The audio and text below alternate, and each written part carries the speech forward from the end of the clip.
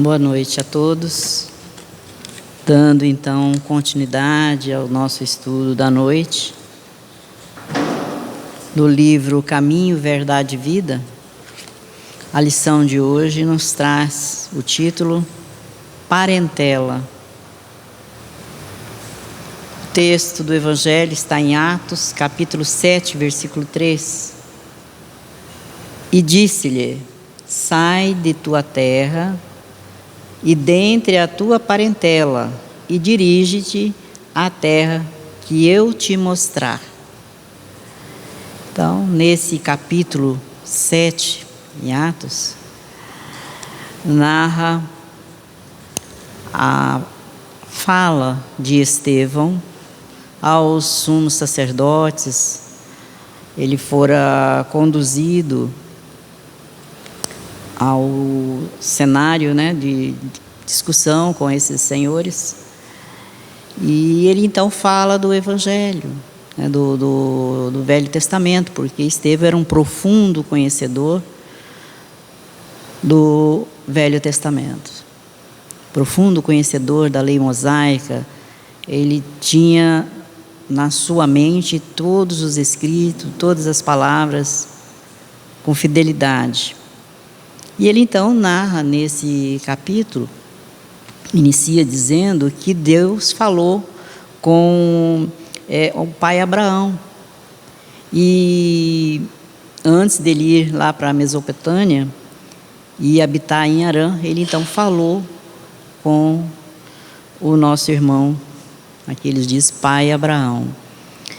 E então Deus disse a Abraão: sai da tua terra, e dentre a tua parentela, e dirige-te à terra que eu te mostrar. E aí vai dar continuidade nessas falas de Estevão. Ele relata depois, mais na frente, quando José é vendido pelos seus irmãos aos egípcios. Então vai ali relatando toda a história, até em que o momento ele é apedrejado, Estevão.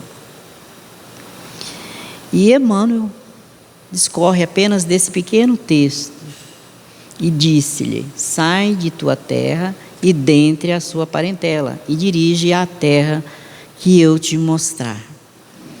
Emmanuel nos diz: nos círculos da fé, vários candidatos à posição de discípulos de Jesus, da sistemática oposição, se queixam da sistemática oposição dos parentes com respeito aos princípios que esposaram para as aquisições de ordem religiosa. Então, vários dos discípulos, dos candidatos, de aprendizes de Jesus, eles se queixam da discordância, da negação dos parentes, a respeito dos princípios que esposaram, ou das crenças que eles agora esposaram para si. E dessa forma são contrários às aquisições, ou seja, aos estudos, ao aprendizado de ordem religiosa. E ele continua dizendo: nem sempre os laços de sangue retêm ou reúnem as almas essencialmente afins. Frequentemente, pelas imposições da consanguinidade, grandes inimigos são obrigados ao abraço diuturno sob o mesmo teto. Então, nem sempre na mesma família, sobre o mesmo teto, se reúnem espíritos afins, ou seja, espíritos, almas que se compreendem, que se amam, que têm os mesmos pensamentos, os mesmos gostos. A maioria são diversas umas das outras, ou seja, são inimigos do passado, irmãos que no passado se degladiaram, criaram inimizades ferrenhas, e agora retornando pelos laços da consanguinidade através da reencarnação, para transformar todo esse sentimento contrário ao amor em amor. Então renascemos no seio familiar, juntos uns com os outros, aqueles que têm afinidade, mas também aqueles que não têm afinidade, para continuamente, um longo tempo duradouro, estarem juntos para aprenderem a se amar. É razoável sugerir uma divisão entre os conceitos de família e parentela. O primeiro, ou seja, a família, constituiria o símbolo dos laços eternos do amor. Então, a família é aquela que se ama, que todo mundo pensa mais ou menos igual, que não há discórdia, que se sentem bem em estarem juntos, que compartilham dos mesmos gostos, dos mesmos sentimentos. Então, esse é a família. A parentela significaria o cadinho de lutas, por vezes acerbas, em que devemos diluir as imperfeições dos sentimentos, fundindo-os na liga divina do amor para a eternidade. Então, na parentela nós temos aqueles que não pensam conosco, que divergem dos nossos pensamentos, que não mantemos aquele sentimento amoroso, muitas vezes nem gostamos de estar juntos, né? Quando está distante se diz, graças a Deus o fulano não está aqui hoje. Então, esse é o parente, ou seja, são os nossos irmãos do nosso passado, de reencarnações anteriores, com quem nós nos degladiamos. Inimigos do passado, e agora voltamos no mesmo seio familiar para diluir, ou seja, para apagar esse sentimento, né, de rivalidade, de animosidade, de discórdias, para agora se unir em amor. Aí Emmanuel diz, a família não seria a parentela, então, porque a família se ama, mas a parentela converter-se-ia mais tarde nas santas expressões da família. Então, podemos fazer daqueles que são ainda parentes difíceis ao nosso ver, ao nosso modo de ver, torná-los família. Porque na maioria das vezes nós vemos a dificuldade no outro, mas esquecemos de que o mal está em nós.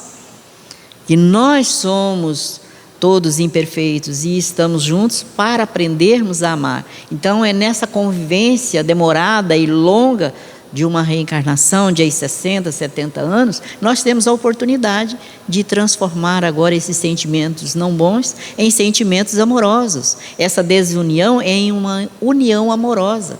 Depende de quem? De nós, de cada um de nós.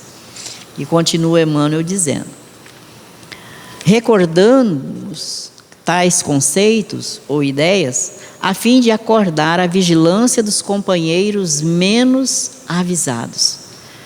Então, nós estamos aprendendo que todos nós, como disse Jesus, aqui na Terra não somos bons. Todos somos espíritos imperfeitos. Então, tem aquele que está um pouquinho mais acima, aquele outro que está precisando de ajuda de quem está mais embaixo, ou seja, é juntos, é nessa convivência que nós vamos trocando informações, que nós vamos aprendendo a conviver uns com os outros, vencendo as dificuldades que trazemos, os sentimentos contrários ao amor, do orgulho, da vaidade, da incompreensão, da intolerância. E diz Emmanuel, a caminho de Jesus, será útil abandonar a esfera de maledicências e incompreensões da parentela, e pautar os atos na execução do dever mais sublime, sem esmorecer na exemplificação, porquanto, assim o aprendiz fiel estará exortando-a sem palavras a participar dos direitos da família maior, que é a de Jesus Cristo. Então, se estamos querendo caminhar com Jesus, irmos até Ele, devemos abandonar essa esfera da maledicência, da crítica ferina aos nossos irmãos, da difamação daqueles que não pensam como nós, da calúnia que muitas vezes, elevamos aos nossos irmãos que convivem conosco, das incompreensões, ou seja, da má interpretação da fala do nosso parente. Fala uma coisa, a gente já entende outra com maior dificuldade e aumentamos então a discórdia. Então ele diz que para irmos a Jesus é necessário vencermos tudo isso e sem esmorecer, principalmente na exemplificação do bem em nós mesmos. Então devemos dar o exemplo da nossa vida para que aqueles que nos cercam, que não confiam em nós, que não têm sentimentos amorosos por nós, possam começar a ter um olhar diferente para nós. E, igualmente, também mantermos um olhar diferenciado àqueles que nós ainda não aprendemos a amar. Ter o olhar de Jesus para que, então, aprendamos a amar de verdade. Joana de Ângeles, através da psicografia do nosso irmão Divaldo Franco, no livro SOS Família, ela também fala do seguinte aspecto da família. Ela diz que o lar, né, no entanto, ele não pode ser considerado só com essa edificação material, as 4 paredes, capaz de oferecer segurança e paz a todos. Mas a casa, eles são argamassa, os tijolos, a cobertura, os alicerces, os móveis. Mas o lar, que é onde se reúne a família, essa é a renúncia, a dedicação, o silêncio, o zelo, que nos permite que aqueles que se vinculam a nós para a eleição afetiva ou através do impositivo consanguíneo, decorrente da união, é necessário ter um lar onde nós nos abrigamos. E aí ela diz: a família, em razão disso, é o grupo de espíritos normalmente necessitados, desajustados, em compromisso inadiável para a reparação, graças à contingência reencarnatória. Então, nós nos reunimos, né, numa família para refazer os nossos laços amorosos. E aí a necessidade de nós nos mantermos vigilantes conosco mesmos. Por quê? O mal, como disse Jesus, não está fora, mas está dentro de nós mesmos. E ela ainda nos fala da necessidade para que a paz se faça no recinto doméstico. Quando hoje nós nos vemos, percebemos através das mídias que as informações são quase em tempo real dos acontecimentos, tantas tragédias nos lares, com a família, irmãos, pais, filhos, mães com os filhos, vemos tantas tragédias acontecendo e muitas vezes há as indagações, mas por que isso aconteceu, né? Então, ela nos fala o seguinte, que nós devemos ter o Cristo em casa, porque estamos unidos pelos laços da afinidade, mas também pelos laços mais necessários para termos esse laço de afinidade, que são os nossos inimigos do passado, a quem nós devemos o amor. Então, diz ela que, contrapondo, ou indo ao contrário, da onda crescente, da loucura que irrompe, avassaladora, de toda parte, e penetrando os lares, e os destroçando, ou seja, destruindo os lares. Quantos lares têm sido destruídos nesses últimos dias, né? O Evangelho de Jesus, como no passado, abre larga faixa para a esperança, facultando a visão de um futuro promissor, onde os desassossegos do coração não terão ensejo de medrar, ou seja, de prosperar, né?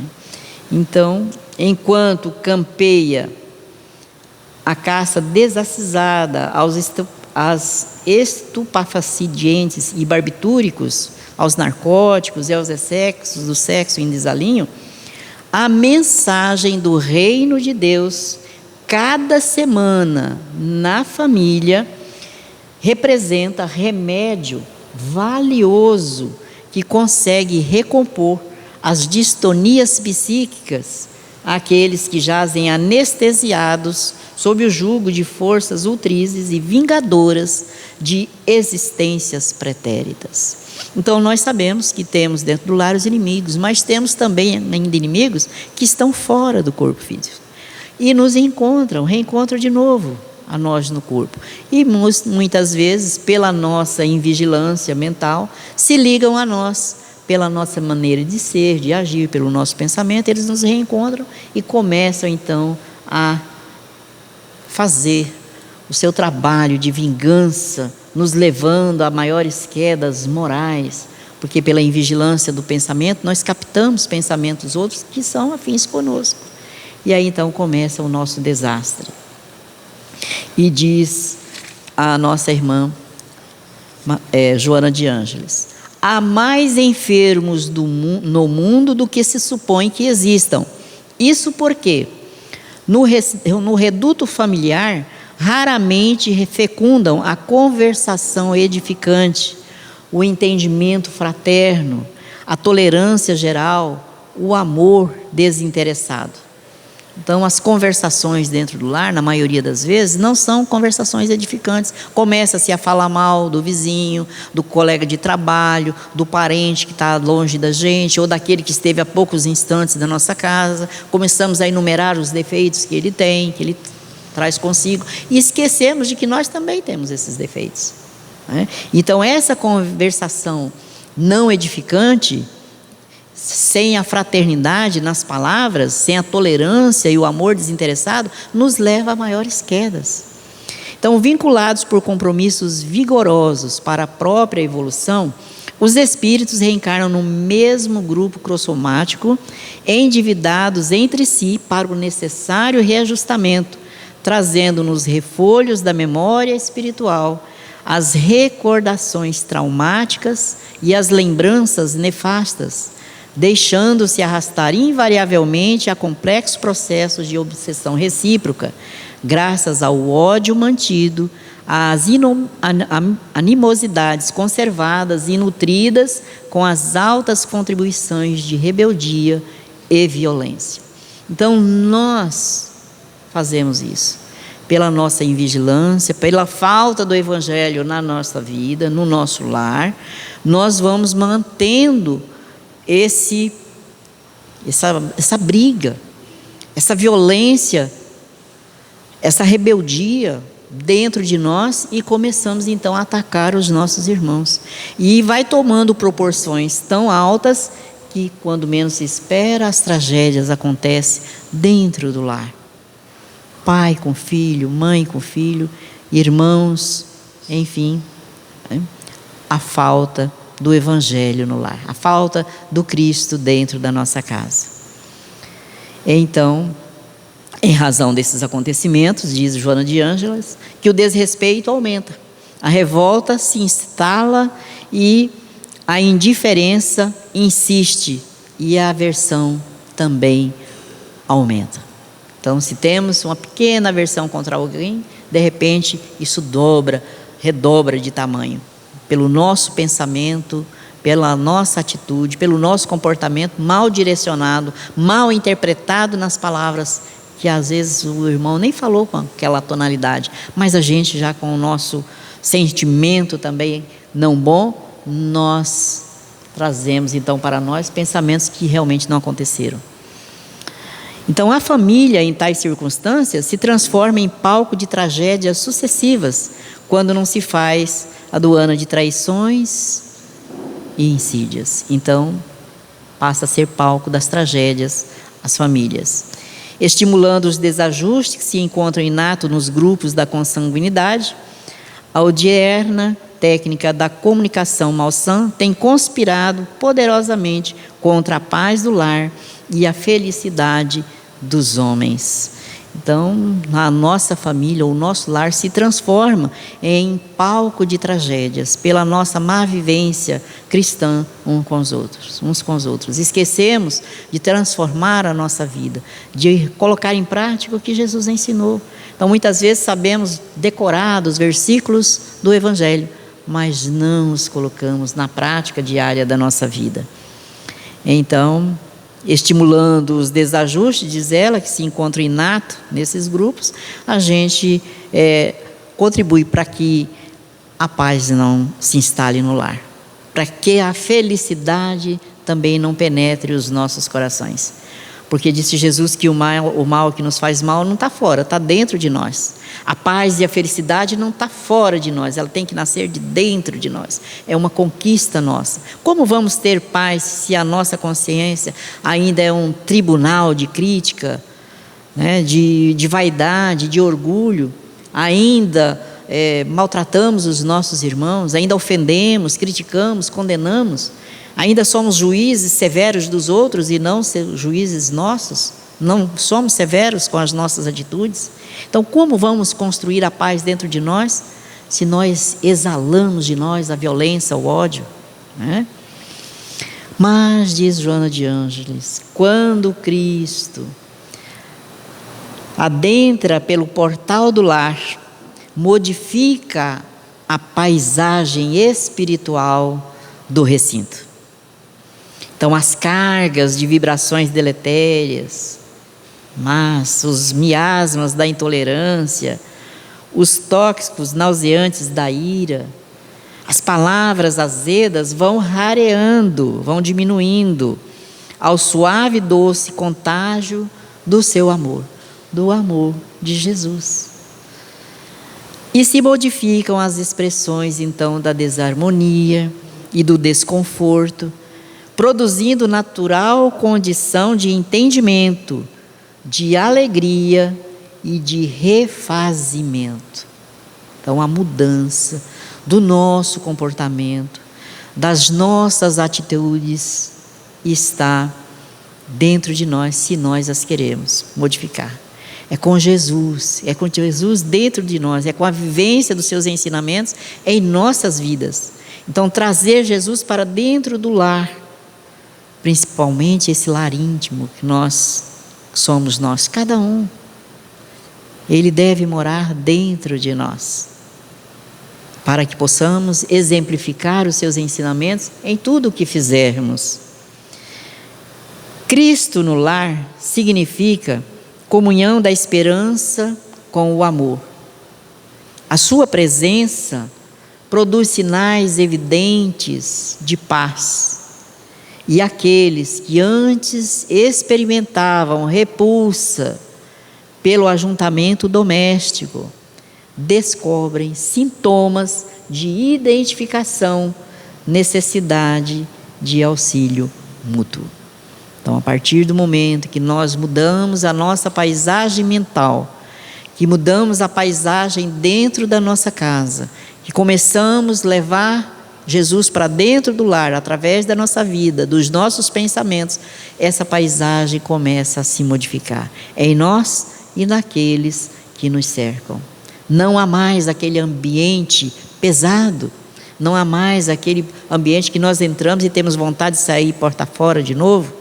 Não, é o lugar aconchegante, é o lar onde vamos descansar do dia trabalhoso, vamos poder relaxar, conversar amigavelmente com todos, numa conversa sadia, amorosa, né? Então, com Jesus em casa, acendem-se as claridades para o futuro, a iluminar as sombras que campeiam desde agora.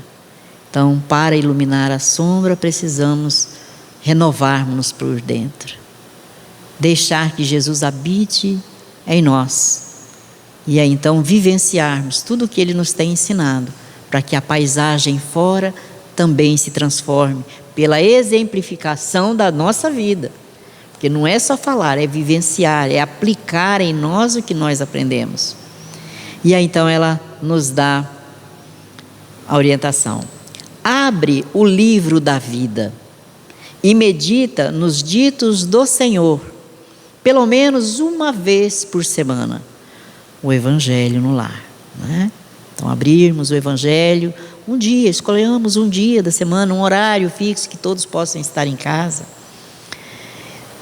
Então, uma vez por semana, entre aqueles que vivem contigo em conúbio familiar, mergulhe a mente nas suas lições, nas lições do Evangelho.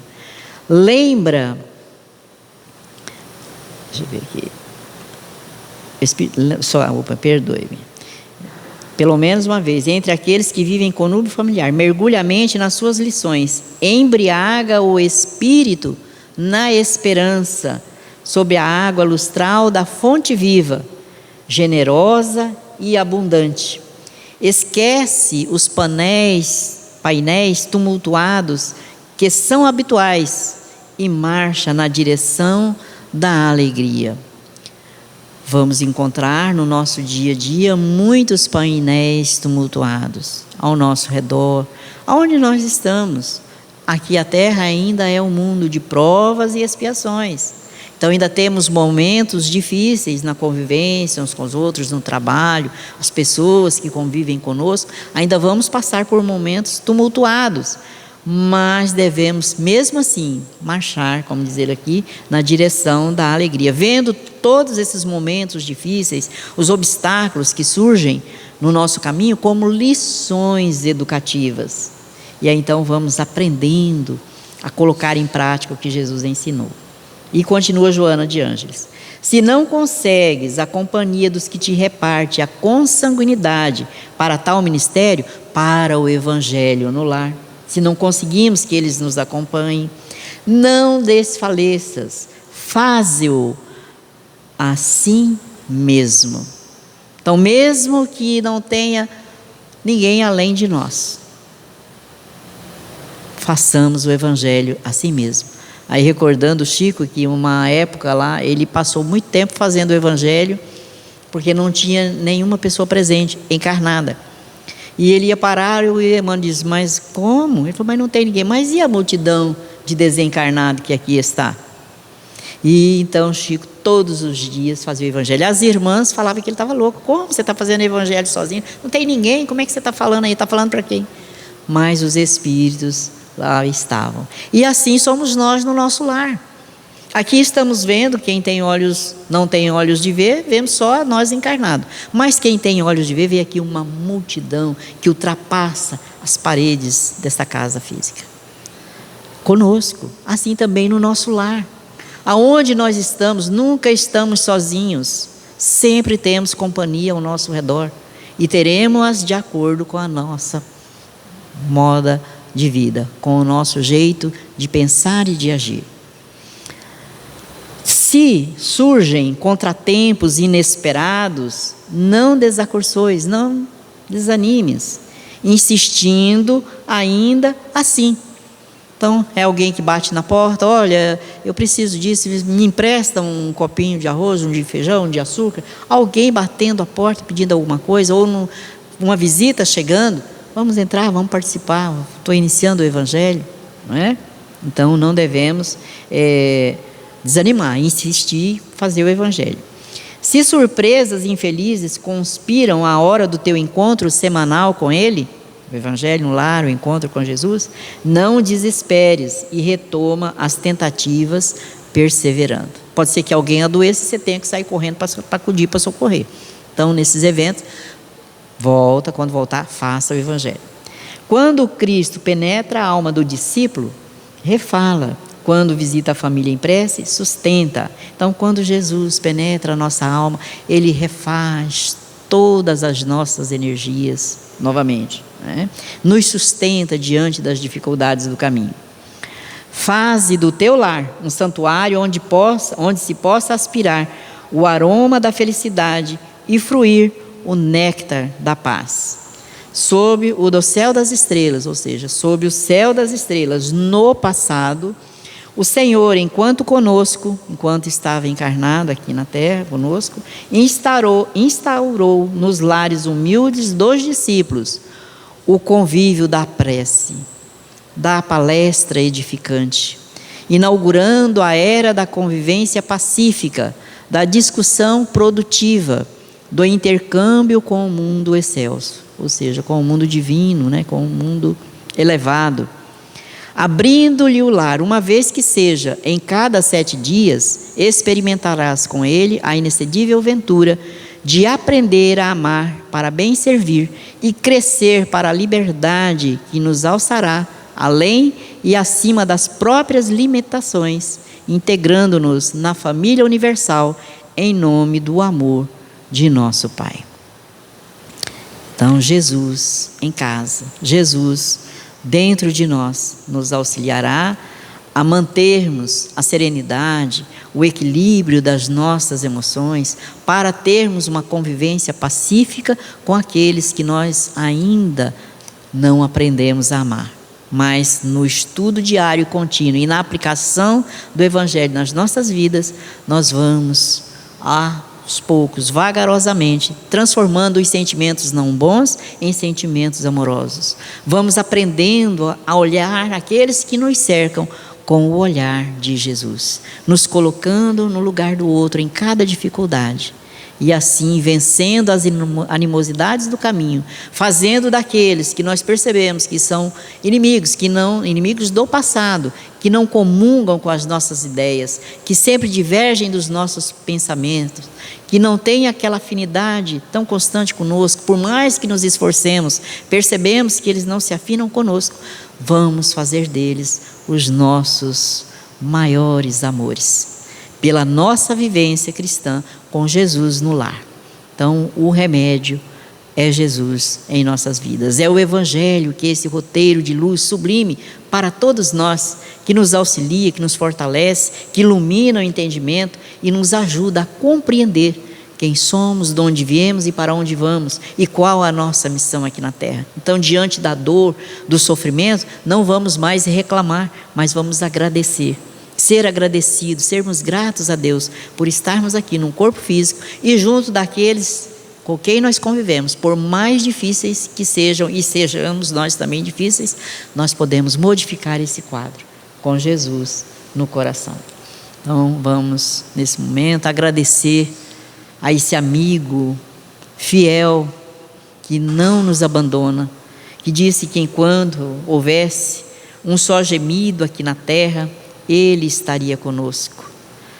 Senhor Jesus, nós te agradecemos pela tua presença no meio de nós, por essa assistência incansável, nos orientando, nos inspirando a sermos pessoas melhores, a cultivar dentro de nós sentimentos amorosos, vencermos a nossa incompreensão, a nossa intolerância, o egoísmo que ainda bate forte em nós, e assim sermos novas criaturas, evangelizadas não só nas palavras, mas nos atos, nas atitudes, aonde quer, Senhor, que nós estejamos, que possamos testemunhar a sua presença em nós, pelo agir, pelo pensar, pelo nosso comportamento, sermos novas criaturas.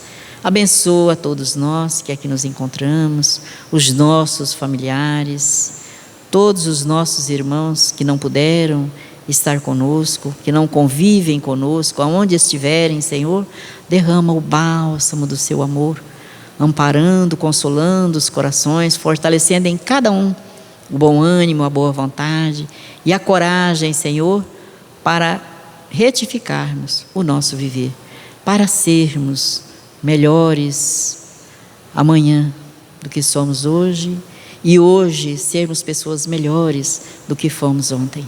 Abençoa-nos, pois, a todos nós, ilumina-nos o entendimento e ajuda-nos a não nos afastarmos de Ti, Senhor, hoje, agora e sempre, que assim seja.